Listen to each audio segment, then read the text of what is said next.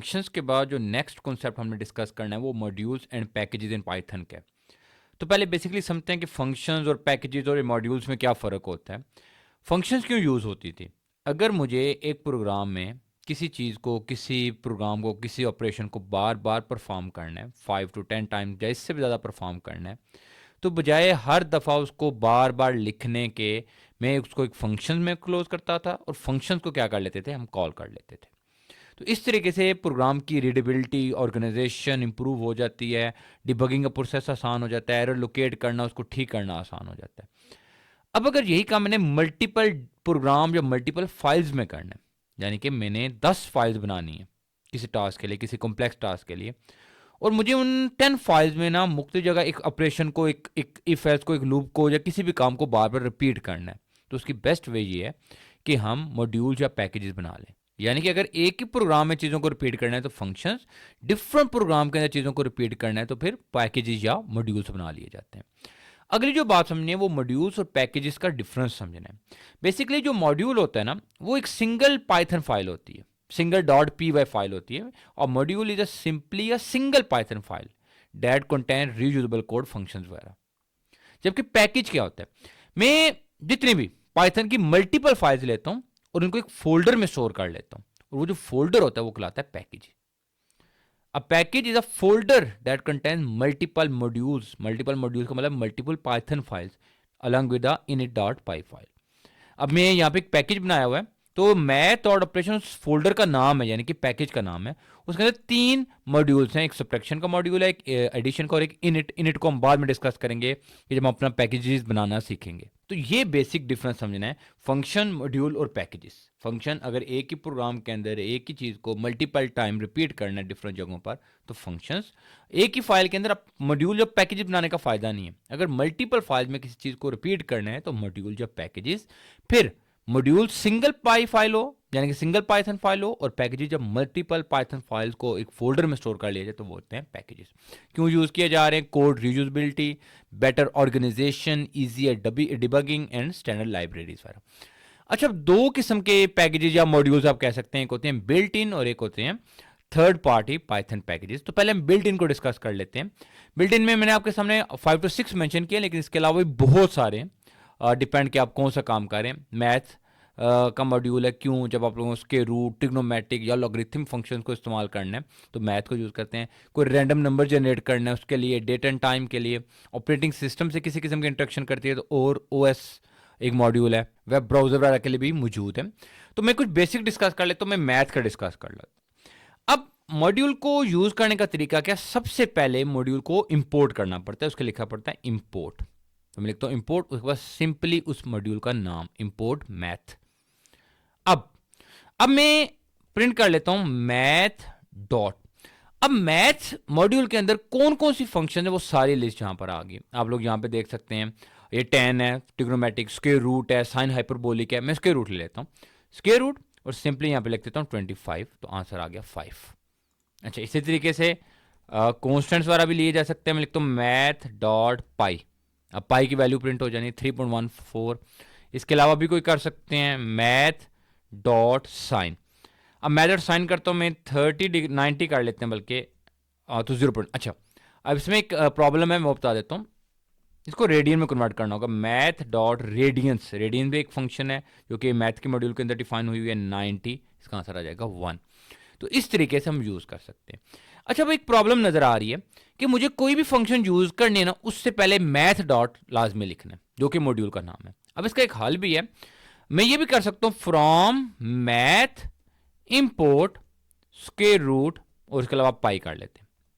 तो अब मुझे एक मैथ लिखने की जरूरत नहीं है, मैं सिंपली ये करूंगा, यहां पे लिख देता हूं स्क्वायर रूट, आगे लिख देते हैं लाइक 25 ही कर देते हैं, तो ये 5 आ गया। यानी कि जब मैंने मेंशन कर दिया कि मैथ के अंदर से खाली इन्हीं 2 चीज़ों को, स्क्वायर रूट की फंक्शन और पाई की वैल्यू को इंपोर्ट करो, बाकी चीज़ों को नहीं करना, तो हमें मैथ लिखने की ज़रूरत नहीं रहती। इस तरीके से मैं लिखता हूँ पाई, तो ये 3.14 आ गया। अच्छा, एक और वे भी है। अब देखें, अब एक और चीज़ भी देख लेते हैं इसी के साथ ही, कि अब देखें साइन है, कॉज है, टेन है, लॉगरिथम है, नेचुरल लॉग है, सारी चीज़ें हैं। तो इसकी एक शॉर्ट वे भी होती है, वो होती है from math import simply static डालें। स्टैटिक मतलब कि सारी जो भी फंक्शंस हैं मैथ के अंदर, मैथ के मॉड्यूल के अंदर जो भी फंक्शन सारी इंपोर्ट हो जाएं तो वो भी ठीक है। मैं लिख देता हूँ लाइक ई, तो ई की वैल्यू आ जाएगी। मैं स्क्वायर रूट लिख देता हूँ, स्क्वायर रूट कर लेते हैं लाइक 16 कर लेते हैं, तो ये वैल्यू आ जाएगी। तो इस तरीके से भी हम काम कर सकते हैं। तो ये 3 वेज हैं। एक और है वो एलिसिंग भी होती है कुछ, लेकिन उसको हम बाद में दिखा करते हैं जब थर्ड पार्टी पैकेजेस वगैरह को देखेंगे। अच्छा, मैथ के अलावा भी चीज़ें लाइक मैं रैंडम को कर लेता हूँ, कि रैंडम का मॉड्यूल भी पहले कर लेते हैं। मैं यहाँ पर इसको करता हूँ रैंडम, इम्पोर्ट रैंडम। अब रैंडम क्यों यूज़ किया जाता है? जब भी कोई आप लोगों को रैंडम नंबर जनरेट करने तो उसके लिए मैं प्रिंट, मैं यहाँ पे लिखता हूँ रैंडम डॉट रैंड इंट। अब इससे क्या होगा, मैं यहां पे एक रेंज लिखता हूं, लेकिन लिखता हूं 10। तो अब ये क्या काम करेगा कि 1 से 10 कोई भी रैंडम नंबर हमें प्रिंट करा देगा, लाइक 5, 1, 10, 1, 8, 4, इस तरीके से रैंडम। अच्छा, और भी बहुत सारे इसके अंदर मौजूद है। मैं लिख सकता हूं प्रिंट रैंडम डॉट रैंडम। अब ये क्या काम करेगा, ये क्या करेगा कि 1 से लेके 0 से 1 कोई भी रैंडम नंबर को जनरेट करेगा, लाइक 0.1, 0.5, 0.3। तो 0.3 उसने जनरेट कर दिया। मैं फिर रन करता हूं तो 0.07, 0.72 इस तरीके से जनरेट कर देता है। अच्छा, एक और है वो है डेट टाइम की, तो उसको भी देख लेते हैं। लाइक मैं लिखता हूँ इंपोर्ट, इंपोर्ट का कीवर्ड डेट टाइम, ये इंपोर्ट कर ली। अब इसमें हम क्या कर लेते हैं, लाइक मैं लिखना चाह रहा हूं कि आज की डेट क्या वो प्रिंट करना चाह रहे हैं, या डेट और टाइम, इस तरीके से date time dot date dot now. Date time, यहां पे डेट टाइम आएगा, डेट टाइम। तो इसने आज की डेट और आज का टाइम क्या करा दिया, प्रिंट करा दिया। तो एक और तरीका है कि अगर आपने जस्ट डेट करानी है तो वो भी पॉसिबल है। वो हो सकता है date time dot date dot today, यहाँ पे डेट टाइम, तो ये आज की डेट प्रिंट होगी। और भी बहुत सारी चीज़ें हैं, और भी बहुत सारे बिल्ट इन मॉड्यूल्स हैं, तो आप अपने अकॉर्डिंग इंटरनेट पर देख भी सकते हैं कि किस मॉड्यूल्स के अंदर कौन कौन से फंक्शन है, उनको किस तरीके से यूज़ किया जाता है। हम आगे फर्दर जब डेटा फ्रेम्स को डिस्कस करेंगे या मजीद जब पाइथन में प्रोग्रेस करेंगे तो फिर हम इनको यूज़ भी करेंगे। देन दूसरी तरफ आते हैं आपके पास कुछ थर्ड पार्टी पाइथन पैकेजेस। अच्छा, अब इसमें मैं लिखता हूँ लाइक numpy के, मैं लिखता हूँ like import numpy as np, ठीक है, numpy एज np। अच्छा, ये एज जो होता है ना, अब देखिए इसका फायदा क्या, लाइक मैं यहां पर करता हूं ना, एक और कोड में बना लेता हूं इसी के साथ, नीचे मैं करता हूं कोड। अच्छा, अब मैं ये भी कर सकता था इंपोर्ट मैथ एज एम कर लेते हैं। इसका फायदा क्या है, प्रिंट, मुझे पूरा लिखने की जरूरत नहीं, मैं लिख सकता हूं लाइक एम स्क्वायर रूट 25, तो ये भी 5 आ जाएगा। लेकिन नॉर्मली याद रखिएगा जो बिल्ट इन मॉड्यूल होते हैं उसके लिए ये एलिसिंग नहीं की जाती, बल्कि जो थर्ड पार्टी पाइथन पैकेजेस होते हैं उसके लिए। अब numpy के लिए कुछ भी कर सकते हैं, एन कर सकते हैं, पी कर सकते हैं, लेकिन एक याद रखिएगा कि स्टैंडर्ड एक गुड प्रैक्टिस है कि numpy के लिए np, पांडास के लिए pd वगैरह इस तरीके से किया जाता है। तो इंपोर्ट numpy एज np मैंने की। अच्छा, अब ये एरर आ गया। क्यों ये एरर आया, क्योंकि ये थर्ड पार्टी पाइथन पैकेजेस, इनको इंस्टॉल करना पड़ता है। ये थे बिल्ट इन, ये पहले ही से बिल्ट थे, हमें इनको इंस्टॉल करने की जरूरत नहीं, जस्ट इंपोर्ट करने की जरूरत थी। लेकिन ये जो numpy, pandas, matplotlib वगैरह, ये अब numpy जो है ये एरेज के लिए यूज़ किया जाता है, pandas डेटा फ्रेम वगैरह के लिए, कॉलम्स वगैरह के लिए, matplotlib और seaborn ये ग्राफ्स वगैरह के लिए या विजुलाइज करने के लिए, चीज़ों के लिए, चार्ट बनाने के लिए यूज़ किए जाते हैं। scipy जो है वो आपके पास मशीन लर्निंग के लिए, और रिक्वेस्ट, जब HTTP रिक्वेस्ट भेजनी हो तो उसके लिए होता है। तो ये कोई भी हो, कोई भी थर्ड पार्टी पाइथन पैकेज होगा तो हमें पहले उसको इंस्टॉल करना पड़ेगा। तो उसके लिए मैं सिंपली टर्मिनल पे क्लिक करूंगा, न्यू टर्मिनल कर लेते हैं।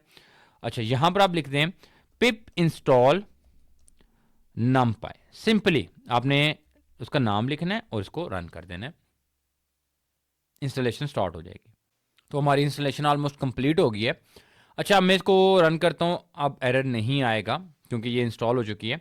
अब इसको हम यूज़ भी कर सकते हैं, लाइक मैं कर लेता हूँ AR कर लेते हैं, मैं लिख लेता हूँ np डॉट एरे, और यहाँ पे एक लिस्ट ले लेता हूँ 1 2 3 4 5।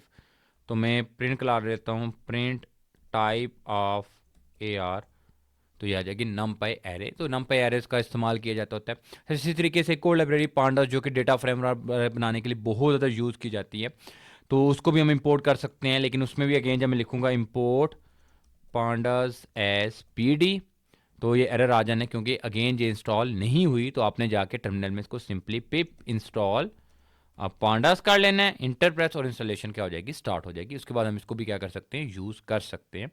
तो इस तरीके से ये जो बिल्ट इन को यूज़ करना है तो उनको इंस्टॉल करने की ज़रूरत नहीं है, सिंपली इंपोर्ट करने की ज़रूरत है। और जो थर्ड पार्टी पाइथन पैकेजेस हैं उनको हमें फर्स्टली इंस्टॉल करना पड़ता है, उसके बाद हम उनको क्या कर सकते हैं, यूज़ कर सकते हैं। तो अब यहाँ पे अगर होगी इंस्टॉलेशन तो मैं इसको चेक कर लेता हूँ। तो ये इंस्टॉलेशन होगी इंपोर्ट पार्टनर एसपीडी। इसका यूज़ हम आगे देख लेंगे। बेसिकली डेटा फ्रेम्स को बनाने के लिए, टेबल्स को फॉर्म में लाने के लिए चीज़ों को यूज़ किया जाता है। तो इस वीडियो में हमने जस्ट पैकेजेस को इंपोर्ट मॉड्यूल्स को इंपोर्ट करना, पैकेजेस को इंस्टॉल और उनको यूज़ करना सीखे। नेक्स्ट वीडियो में मैं आपको बताऊंगा कि हम अपने पैकेजेस भी बना सकते हैं, तो उनको बनाने का क्या प्रोसीजर हम वो देखेंगे। फिर हम फर्दर इन पैकेजेस को इस्तेमाल करेंगे। हमने बहुत ज़्यादा इस्तेमाल करना है नमपाई को, पांडास को, मैटप्लॉटलिब को एंड सीबॉन्ड को। इनको हमने बहुत ज़्यादा यूज़ करने हैं क्योंकि इनका लेना देना जो है वो डेटा एनालिसिस के साथ बहुत ज़्यादा है। तो हमारा मेन फोकस यही लाइब्रेरीज, यही पैकेजेस होंगे। अगर आपको इंस्टॉलेशन में कोई प्रॉब्लम आ रही है तो आप मेरे से भी कमेंट सेक्शन में पूछ सकते हैं। अगर इससे पिछली वीडियोज़ में कोई प्रॉब्लम है तो वो भी आप ज़रूर डिस्कस कर सकते हैं। Thank you.